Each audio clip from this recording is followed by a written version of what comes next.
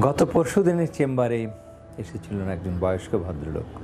ভালো করে হাঁটতেও পারছে না, এক পা খুঁড়িয়ে করে হাঁটছে, কারণ তার মেরুদণ্ডে একটা বায়োপসি করা আছে, মানে মেরুদণ্ডে ব্যথা নিয়ে গেছে ডাক্তারের কাছে। অন্য জায়গায় ক্যান্সার হয়েছে, সেই ক্যান্সার তার শাখা প্রশাখা বিস্তার করে দিয়েছে মেরুদণ্ডের ভেতরে, এবং অনুসন্ধান করে দেখা গেল যে মূল ক্যান্সারটা আছে প্রস্টেটে।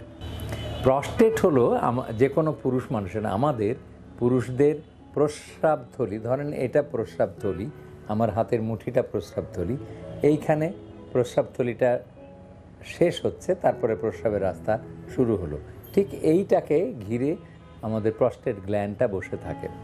এইটা 50 বছর বয়সের পরে বড় হতে থাকে। সবার যে হবে এমন না, শতকরা 60 জনেরই বড় হতে থাকে, এবং বেশিরভাগ ক্ষেত্রেই নির্দোষভাবে বড় হয়। আমরা বলি বিনাইন হাইপারপ্লেসিয়া অফ প্রস্টেট।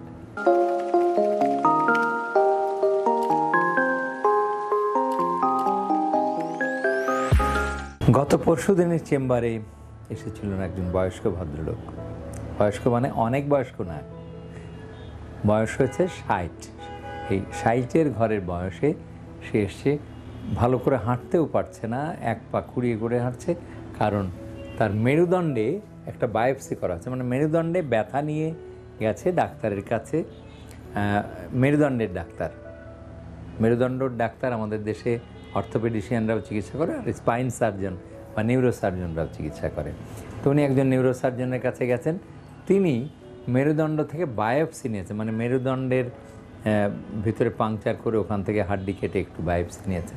সেই বায়োপসি করার পরে তারা দেখতে পাইল যে তার মেরুদণ্ডের মধ্যে সেকেন্ডারি টিউমার, মানে সেকেন্ডারি মানে অন্য জায়গায় টিউমার আছে, অন্য জায়গায় ক্যান্সার হয়েছে, সেই ক্যান্সার তার শাখা প্রশাখা বিস্তার করে দিয়েছে মেরুদণ্ডের ভেতরে, এবং অনুসন্ধান করে দেখা গেল যে মূল ক্যান্সারটা আছে প্রস্টেটে। প্রস্টেট হলো যে কোনো পুরুষ মানুষের, আমাদের পুরুষদের প্রস্রাবথলি, ধরেন এটা প্রস্রাবথলি, আমার হাতের মুঠিটা প্রস্রাবথলি, এইখানে প্রস্রাবথলিটা শেষ হচ্ছে, তারপরে প্রস্রাবের রাস্তা শুরু হলো, ঠিক এইটাকে ঘিরে আমাদের প্রস্টেট গ্ল্যান্ডটা বসে থাকে। এইটা 50 বছর বয়সের পরে বড় হতে থাকে। সবার যে হবে এমন না, শতকরা 60 জনেরই বড় হতে থাকে, এবং বেশিরভাগ ক্ষেত্রেই নির্দোষভাবে বড় হয়। আমরা বলি বিনাইন হাইপারপ্লেসিয়া অফ প্রস্টেট। এটা নির্দোষ বড় হয়, কেবলমাত্র ও আপনাকে ডিস্টার্ব করবে, কিন্তু বিষ লাগবে না। অনেকটা ঢোঁড়া সাপের মতন, আমাদের দেশে ঢোঁড়া সাপ থাকে বা নির্বিষ সাপ থাকে, তারা আপনাকে কামড়াতে পারে, কিন্তু বিষ লাগবে না, আপনি মারাও যাবেন না, মানে আপনাকে ডিস্টার্ব করতে পারে। সেই রকম ডিস্টার্ব হচ্ছে প্রস্টেট বড় হলে। আমরা ঘন ঘন প্রস্রাব করি, রাত্রে উঠে ঘুম থেকে জেগে জেগে প্রস্রাব করতে হয়, প্রস্রাব করার সময় প্রেশার দিয়ে কুথে কুথে করতে হয়, প্রস্রাব শুরুই হতে চায় না, আবার শেষ হওয়ার পরেও মনে হলো যে শেষ হলো না, প্রস্রাব হয়তো থেকেই গেল খানিকটা, আবারও ফিরে আসলেন, এসে আবার করার চেষ্টা করলেন, এইভাবেই ডিস্টার্ব হতে থাকে, এবং ফাইনালি মানে শেষমেশ এই ডিস্টার্ব হতে হতে আপনার কিডনিও নষ্ট হয়ে যেতে পারে। কাজেই সেক্ষেত্রে ওষুধ দিয়ে চিকিৎসা বা অপারেশন করে চিকিৎসা করা যাবে, কিন্তু আমরা যেটা বলছি সেটা হলো প্রস্টেটের ক্যান্সার হয়েছে। এই নির্দোষ টিউমার হতে হতে কখনো কখনো প্রতি 1000-এ একজনের হঠাৎ করে ক্যান্সারও দেখা দিতে পারে। কেমন? এই জন্যে আমরা রক্তের একটি পরীক্ষা করি, সেটার নাম হলো সিরাম PSA। এই সিরাম PSA পরীক্ষা করলে যদি উঁচু মানের থাকে, PSA যদি বেড়ে যায়, তখন আমরা ধারণা করি যে হয়তো প্রস্টেটের ক্যান্সার হয়েছে। তখন আমরা MRI করি, প্রস্টেটের MRI করে দেখি যে প্রস্টেট ক্যান্সার হয়েছে কিনা, হলে বাইরে চলে গেছে নাকি প্রস্টেটের ভেতরে আছে, মানে ক্যান্সারের পর্যায়টা নির্ণয় করার চেষ্টা করি। এই ভদ্রলোকের দেখেন প্রস্টেটের ক্যান্সার হয়েছে, প্রস্টেটের কোনো পরীক্ষা নিরীক্ষাও হয়নি, তার কোনো স্বাস্থ্য সমস্যাও কখনো দেখানো হয়নি, ও ছড়িয়ে যখন গেছে মেরুদণ্ডে, এবং মেরুদণ্ডের ব্যথায় যখন সে নড়তে চড়তে পারছে না, এক পা খুঁড়িয়ে খুঁড়িয়ে হাঁটছে, তখন সে গেছে ডাক্তারের কাছে। কি বলবেন? এটা আমরা অনেক সময় বলি, কালকেও বলেছি যে বেটার লেট দ্যান নেভার, কিন্তু এক্ষেত্রে কিন্তু তা বলা যাচ্ছে না। হ্যাঁ, এখানে বরং আমরা ভর্ৎসনা করলেই যে শেষ হবে এমন না। আমরা সবাই যদি সচেতন হই, স্বাস্থ্য বিভাগ এবং জনগণ উভয়কেই, কেবলমাত্র জনগণ সচেতন হলেও হবে না।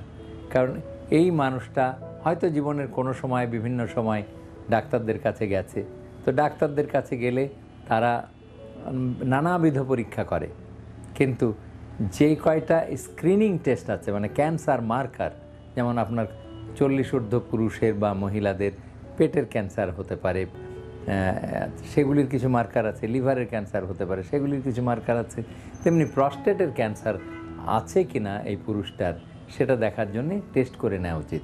কারণ আমাদের দেশে রুগীরা যখন ডাক্তারের কাছে যায় তখনই কেবলমাত্র আমরা পরীক্ষা করতে পারি।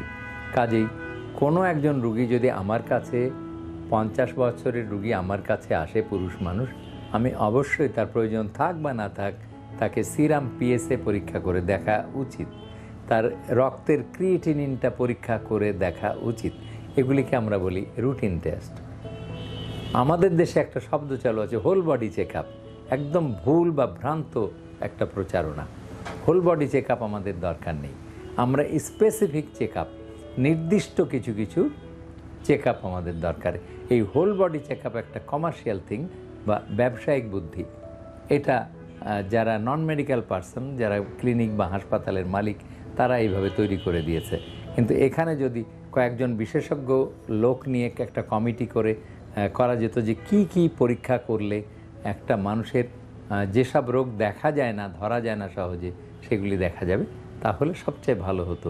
তাহলে হার্টের কিছু পরীক্ষা, কিডনির কিছু পরীক্ষা, প্রস্টেটের কিছু পরীক্ষা, কোলনের কিছু পরীক্ষা, এগুলি দিয়ে একটা চেক আপ করানো যেত। কিন্তু আমাদের দেশে হোল বডি চেক আপ, বা অনেকে আরও মানে 1 ডিগ্রি উপরে থাকে, 1 ডিগ্রি তো বলা যাবে না, 10 ডিগ্রি উপরে থাকে, তারা ভারতে গিয়ে হোল বডি চেক আপ করে নিয়ে এসে এবং খুব অহংকারের সাথে, গর্বের সাথে বলতে থাকে, আমি তো হোল বডি চেক আপ করে নিয়ে আসলাম। ডাক্তার সাহেব, এই হোল বডির মধ্যে দেখবেন যে কোনোই ইনফরমেশন আপনি পাচ্ছেন না।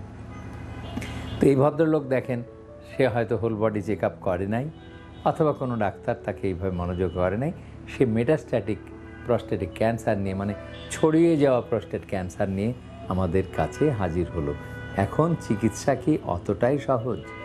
একটা হলো প্রস্টেটের ক্যান্সারকে নিরাময় করতে হবে, আবার যে হাড্ডিটা নষ্ট হয়ে গেছে, তার সারা শরীরের হাড্ডিতে ক্যান্সার ছড়িয়ে গেছে, সেখান থেকেও নিরাময় করতে হবে।